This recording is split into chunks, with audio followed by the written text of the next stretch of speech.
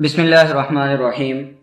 عزیز طلبہ، ہمارا آج کا موضوع انٹر پارٹ 1 اور پارٹ 2 اردو کے امتحان میں پوچھا جانے والا سوال نمبر 3 سیاق و سباق کے حوالے سے تشریح کا طریقہ ہے۔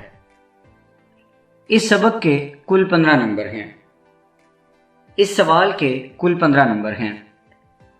اکثر طلبہ وہ سارا سال کنفیوز رہتے ہیں کہ سیاق و سباق کیا ہوتا ہے، یا اس سوال کے کتنے اجزاء ہیں جو پیپر میں پوچھے گئے ہیں، ان کے نمبروں کی کیا تقسیم ہے اور ان کے حل کرنے کی ترتیب کیا ہے۔ تو آج کے اس لیکچر میں ہم آپ کو سیاق و سباق بھی بتائیں گے، ان کے نمبروں کی تقسیم بھی بتائیں گے، اور آپ نے پیپر پوائنٹ آف ویو سے اس سوال کو حل کیسے کرنا ہے، کس جز کی کتنی لینتھ یا طوالت ہونی چاہیے، اور اس میں کس طریقے سے آپ نے موضوع یا مواد کو لکھنا ہے، آج وہ ساری باتیں آپ کو اس لیکچر میں انشاءاللہ بتائی جائیں گی۔ سب سے پہلے یہ دیکھیے کہ اس سوال کی پیپر کے اندر عبارت کس طریقے سے آتی ہے۔ تو عبارت اس کی کچھ اس طرح ہوگی کہ درج ذیل میں سے کسی ایک پیراگراف کی سیاق و سباق کے حوالے سے تشریح کیجیے، سبق کا عنوان اور مصنف کا نام بھی لکھیں۔ اسی طرح یہ عبارت یوں بھی آ سکتی ہے کہ درج ذیل میں سے کسی ایک پیراگراف کی سیاق و سباق کے حوالے سے تشریح کیجیے اور حوالہ متن بھی لکھیے۔ تو یہ یاد رکھیں کہ سبق کا عنوان اور مصنف کا نام یہ حوالہ متن ہی ہے۔ اگر حوالہ متن آ جائے تب بھی آپ سبق کا عنوان اور مصنف کا نام لکھیں گے، اور اگر وہ سبق کا عنوان اور مصنف کا نام پوچھے تو تب بھی آپ یہ دونوں چیزیں لکھیں گے۔ اب اس سوال میں کتنی چیزیں پوچھی گئی ہیں؟ سب سے پہلے پوچھا گیا ہے سیاق و سباق لکھیں۔ نمبر 2 تشریح کیجئے، یعنی سیاق و سباق کے حوالے سے تشریح کیجئے۔ نمبر 3 سبق کا عنوان، اور نمبر 4 مصنف کا نام پوچھا گیا ہے۔ اب ان تمام اجزاء کی، یعنی یہ جو 4 اجزاء پوچھے گئے ہیں، ان کی نمبروں کی تقسیم کیسے ہے؟ کل 15 نمبر کا سوال ہے، تو کون سا جز کتنے نمبر پر مشتمل ہے؟ سبق کا عنوان، یعنی درست عنوان جو آپ لکھیں گے وہ 1 نمبر پر مشتمل ہے۔ اگر عنوان درست نہیں ہے تو آپ کو یہ نمبر نہیں ملے گا۔ اسی طرح مصنف کا نام، یہ بھی اگر آپ درست نام لکھیں گے تو اس کا آپ کو 1 نمبر دیا جائے گا۔ سیاق و سباق 3 نمبروں پر مشتمل ہے، اور تشریح یہ 10 نمبر پر مشتمل ہے۔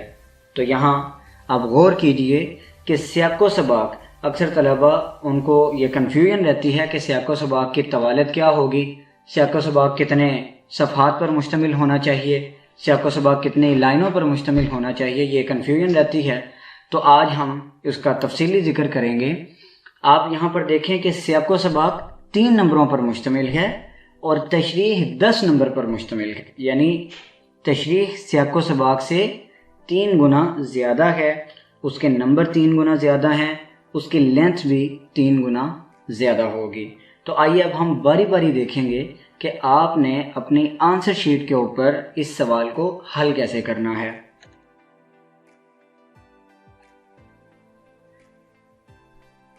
عزیز طلبہ، پیپر میں جب آپ کو کوشچن پیپر دیا جاتا ہے تو اس کے اوپر صرف کوشچنز لکھے ہوتے ہیں، اس کے اوپر صرف سوال لکھے ہوتے ہیں، اسی وجہ سے اس کو کوشچن پیپر یا سوالیہ پرچہ کہتے ہیں۔ اس کے اوپر آپ کو جواب نہیں بتائے جاتے۔ اسی طرح آنسر شیٹ کے اوپر بھی صرف آنسر یا جوابات لکھنے چاہیے۔ یہاں اگر آپ سوال کی ایک لمبی لمبی عبارت لکھ رہے ہیں، آپ مارکر کا استعمال کر رہے ہیں، تو یہ سراسر وقت کا ضیاع ہے۔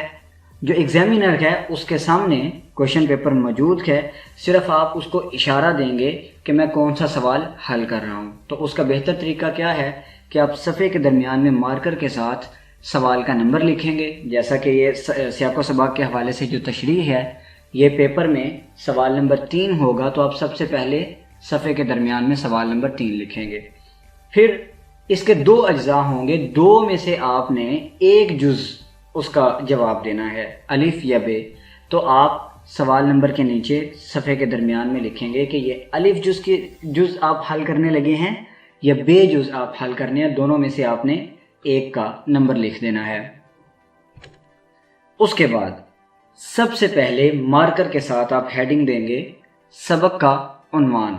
فرض کر لیجئے کہ سبق کا عنوان اپنی مدد آپ ہے، تو آپ اگلی لائن میں سبق کا درست عنوان لکھیں گے۔ اسی طرح اس سے آگے مصنف کا نام، اور سبق اپنی مدد آپ کے مصنف کا نام سر سید احمد خان ہے، تو آپ سر سید احمد خان کا نام یہاں پر لکھ دیں گے۔ یہاں جو طلبہ عموماً غلطی کرتے ہیں وہ یہ ہے کہ مصنف کی جگہ وہ اکثر لفظ شاعر استعمال کر دیتے ہیں، شاعر کا نام۔ تو یہ یاد رکھیں کہ نظم اور غزل لکھنے والے کو شاعر کہا جاتا ہے اور نثر نگار کو مصنف کہا جاتا ہے۔ تو یہ چونکہ نثر ہے، یہ سبق نثر کی صورت میں لکھا گیا ہے، لہذا اسے یہاں پر درست طور پر اس کے مصنف کا نام لکھا جائے گا۔ اور سبق کا عنوان میں اکثر طلبہ یہ غلطی کرتے ہیں کہ وہ لفظ عنوان کی جگہ نام استعمال کرتے ہیں، یعنی سبق کا نام۔ تو یہ بھی ایک غلطی ہے، یہ آپ اس سے اجتناب کریں گے۔ تو سوال میں آپ سے سبق کا عنوان پوچھا گیا، آپ سبق کا عنوان لکھیں گے۔ سوال میں آپ سے مصنف کا نام پوچھا گیا اور آپ لفظ مصنف کا ہی استعمال کریں گے۔ تیسرے نمبر پر سیاق و سباق۔ سیاق و سباق لکھتے کیسے ہیں، سیاق و سباق ہوتا کیا ہے، اس کی ہم تفصیل پڑھیں گے۔ سیاق و سباق، عزیز طلبہ، جو پیراگراف آپ کو تشریح کے لیے دیا گیا ہے اس سے پچھلا پیراگراف سیاق کہلاتا ہے اور اس کے بعد والا پیراگراف سباق کہلاتا ہے۔ تو یہاں اس سوال کو حل کرنے کا طریقہ یہ ہے کہ آپ سیاق کے طور پر لکھیں گے کہ تشریح طلب پیراگراف سے پہلے مصنف لکھتے ہیں کہ، یعنی وہ جو آپ کو پیراگراف دیا گیا ہے اس سے پہلے پیراگراف کے اندر، ایک دو پیراگراف کے اندر مصنف نے کیا باتیں کی ہیں آپ ان کا خلاصہ لکھ دیں گے، اور یہ خلاصہ 4 سے 5 سطور پر مشتمل ہونا چاہیے۔ اس کے بعد تشریح طلب پیراگراف کے بعد مصنف لکھتے ہیں کہ اس پیراگراف کے بعد جو مصنف نے ایک پیراگراف کے اندر یا 2 پیراگراف کے اندر کوئی بات کی ہے تو آپ اس کا خلاصہ لکھیں گے۔ تو یوں آپ کا سیاق و سباق کل 8 سے 10 لائنوں کے درمیان لکھا جائے گا، جو کہ تقریباً آدھا صفحہ بنتا ہے، اور اس کے 3 نمبر ہیں۔ ایک اور بات ذہن نشین رہنی چاہیے کہ سیاق و سباق 2 طرح کا ہے۔ اگر سبق کے اندر کہانی کا عنصر پایا جا رہا ہے، جیسے ادیب کی عزت، اوور کوٹ، چراغ کی لو یا سفارش، اس طرح کے جو اسباق ہیں ان کے اندر کہانی کا عنصر پایا جاتا ہے، تو ان کا سیاق و سباق لکھنا آسان ہوتا ہے۔ ہمیں پتہ ہوتا ہے کہ اس سے پہلے کتنی کہانی گزر چکی ہے اور اس کے بعد کتنی کہانی باقی ہے، تو آسانی سے اندازہ لگایا جا سکتا ہے کہ تشریح طلب پیراگراف سے پہلے مصنف نے کیا بات کی ہے اور تشریح طلب پیراگراف کے بعد مصنف نے کیا بات کی ہے۔ لیکن جن اسباق میں کہانی کا عنصر نہیں پایا جاتا، مثال کے طور پہ سر سید کے اخلاق و خصائل، یا اسی طرح اپنی مدد آپ، یا اسوہ حسنہ صلی اللہ علیہ وسلم، یا سیکنڈ ایئر میں دیکھیں تو مناقب عمر بن عبدالعزیز، نواب محسن الملک، مولوی نذیر احمد دہلوی، اس طرح کے جو اسباق ہیں ان میں کہانی کا عنصر نہیں پایا جاتا۔ تو طلباء کو یہ سمجھنا تھوڑا سا اس میں دقت پیش آتی ہے کہ یہ پیراگراف سبق کے کس حصے سے لیا گیا ہے۔ تو اس کا آسان حل یہ ہے، اس کا آسان طریقہ یہ ہے کہ آپ سبق کو 2 حصوں میں تقسیم کر لیں۔ تو جو اس کے پہلے حصے کے اندر اہم نکات ہیں، آپ 4 سے 5 سطروں کے اندر، 4 سے 5 لائنوں کے اندر آپ ان کا خلاصہ لکھ دیں، اور سبق کا جو دوسرا حصہ ہے 4 سے 5 لائنوں کے اندر آپ ان کا خلاصہ لکھ دیں۔ تو اس طرح 2 پیراگراف کے اندر آپ نے 8 سے 10 لائنوں میں سبق کا اگر خلاصہ لکھ دیا، اس کے اہم نکات لکھ دیے، تو یہ بھی آپ کا سیاق و سباق درست تسلیم کیا جائے گا۔ اس کے بعد تشریح کی جاتی ہے۔ تشریح کا لفظی مطلب ہے کھول کر بیان کرنا، جیسے حضرت موسیٰ علیہ السلام نے اللہ تعالیٰ سے دعا کی تھی، قرآن مجید کی سورۃ طٰہٰ کے اندر وہ دعا موجود ہے، رب اشرح لی صدری، اشرح صدری یعنی میرا سینہ کھول دے۔ تو شرح سے یہ لفظ بنا ہے تشریح، کھول دینا یعنی بات کو واضح کر دینا، بات کو یعنی چند الفاظ میں مصنف نے، ادیب نے جو بات کی ہے، آپ اس کو کھول کر اپنے قاری کے سامنے، اپنے ریڈر کے سامنے آپ اس کو کھول کر بیان کر دیں۔ اگر اس حوالے سے آپ کے پاس کوئی آیت مبارکہ آپ کے ذہن میں ہے، آپ اس کا ترجمہ اس کے اندر ایڈ کر سکتے ہیں۔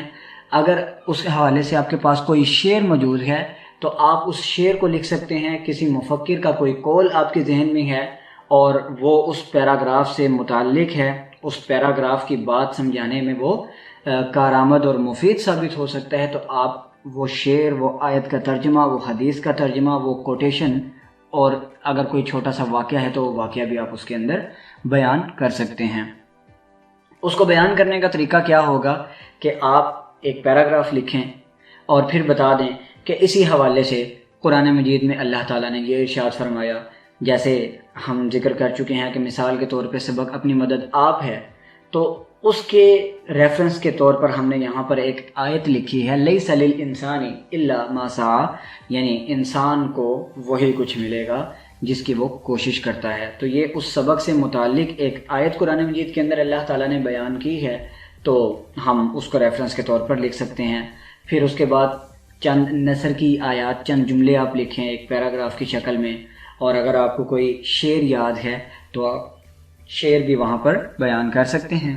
یہاں پر اسی سبق کی مناسبت سے ایک شعر لکھا گیا ہے، غیرت بڑی شے ہے جہانے تگوپوں میں، پہناتی ہے درویش کو تاج سر دارا، یعنی جو غیرت ہے، جو عزت نفس ہے، جو انسان کی خودی ہے، جو انسان دوسروں کے سامنے نہیں جھکتا، وہ اللہ تعالیٰ اس کو ایسے مقامات دیتے ہیں کہ اس کو اگر وہ غریب بھی ہے تو اس کو دارا کے سر کا تاج پہنا دیا جاتا ہے، یعنی وہ کسی کے سامنے جھکتا نہیں ہے، وہ بڑی ٹھاٹ باٹ کی زندگی گزارتا ہے، وہ سر اٹھا کر جیتا ہے۔ اس کے بعد پھر آپ اپنے موضوع کو آگے بڑھائیں اور اس کے حوالے سے چند جملے لکھیں۔ پھر آپ کو کوئی کوٹیشن یاد ہے تو آپ کوٹیشن ایڈ کر سکتے ہیں۔ ضروری نہیں ہے کہ آپ صرف اشعار لکھیں، صرف آیات لکھیں یا صرف کوٹیشن یا احادیث لکھیں۔ آپ کے ذہن میں اس موضوع سے متعلق جو مواد ہے آپ اس کو تحریر کر سکتے ہیں، آپ اس کو قلم بند کر سکتے ہیں۔ مقصد ہے اس بات کو اتنا کھول کر بیان کرنا کہ پڑھنے والے کو سمجھ آ جائے کہ اس پیراگراف کے اندر بات کیا کی گئی ہے۔ تشریح کی لینتھ سیاق و سباق سے 3 گنا زیادہ ہوتی ہے، اس کے نمبر بھی اس سے 3 گنا زیادہ ہوتے ہیں۔ تو سیاق و سباق کے حوالے سے ہم بات کر چکے ہیں کہ سیاق و سباق 8 سے 10 سطور پر مشتمل ہونا چاہیے، تو اس حساب سے تشریح آپ کی 24 سے 30 سطور پر مشتمل ہونی چاہیے، یعنی یہ تقریباً 1.5 صفحہ بنتا ہے۔ تو سوال نمبر 3، سیاق و سباق کے حوالے سے تشریح یہ مکمل آپ کا 2 سے 2.25 صفحات پر مکمل ہونا چاہیے، اور اس کام کے لیے یا 20 سے 25 منٹ آپ اس کام کے لیے صرف کریں تاکہ آپ باقی تمام سوالات کو ان ٹائم مکمل کر سکیں۔ اور تشریح کے لیے آپ کی معلومات وسیع ہونی چاہیے، آپ کا مطالعہ وسیع ہونا چاہیے، آپ اخبارات پڑھیں، آپ مختلف نوعیت کی کتابیں پڑھیں، کوئی بھی تحریر آپ کی نظر سے گزرے آپ اس کو ضرور پڑھیں۔ اس سے آپ کی معلومات میں اضافہ ہوگا، آپ کی ووکیبلری میں، آپ کے لغت، آپ کی ڈکشنری، آپ کے ذخیرہ الفاظ کے اندر اضافہ ہوگا، تو یہ آپ کے لیے تشریح لکھنا بہت زیادہ آسان کر دے گا۔ اور تشریح کے لیے سب سے اہم اور سب سے آسان جو طریقہ ہے وہ یہ ہے کہ آپ روزانہ کی بنیاد پر ڈائری لکھا کریں، آپ نے روزنامچہ لکھا کریں، آپ نے پورے دن کے اندر اگر کوئی کام کیا ہے، جو بھی کام کیا ہے، آپ اسے رات سونے سے پہلے ایک صفحے کے اوپر لکھیں۔ اصل میں تشریح کا فلسفہ کیا ہے کہ آپ کا ما فی الضمیر، یعنی جو آپ کے دل کے اندر جو پوشیدہ باتیں ہیں وہ صفحے کے اوپر آ سکیں۔ تو اس کی پریکٹس کا بہترین طریقہ یہ ہے کہ آپ روزانہ ڈیٹ کے ساتھ، تاریخ کے ساتھ آپ رات سونے سے پہلے ایک صفحہ اپنی ڈائری لکھا کریں. اس سے آپ کی اور مہارت ہے وہ آپ کی بہت مضبوط ہوگی اور آپ زیادہ سے زیادہ تشریح لکھنے کے قابل ہو جائیں گے. انشاءاللہ آپ اس سوال میں اچھے سے اچھے نمبر حاصل کرنے میں کامیاب ہو جائیں گے. شکریہ.